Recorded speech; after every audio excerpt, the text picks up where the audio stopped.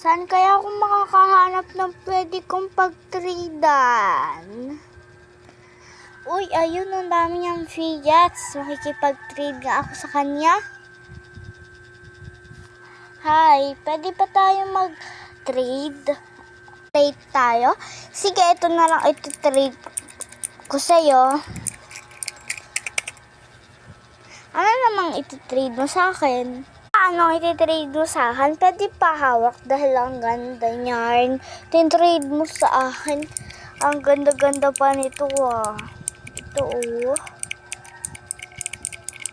Wow!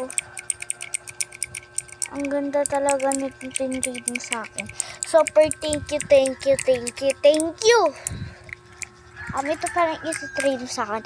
Dahil maganda yan. Dahil ba yung iti-trade ko sa'yo? Dahil dalawa yung iti-trade mo sa akin, dalawa din ang iti-trade ko sa'yo. Ito yung iti-trade ko sa'yo. Ako sa'yo, accept ka na. Accept na. Bilis, accept na. Masyado, a-accept ko naman eh. Accept na nga ako eh. Iyon na yan, akin na to.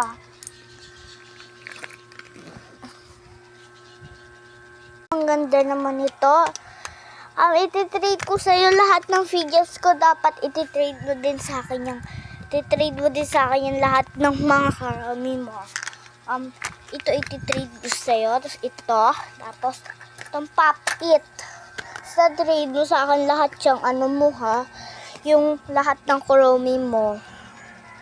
Totoo ba? Sige, iti-trade ko na to sa'yo lahat. Yan oh. Yan. Akin na to. Accept. Akin na yan ha. Wala nang bagay.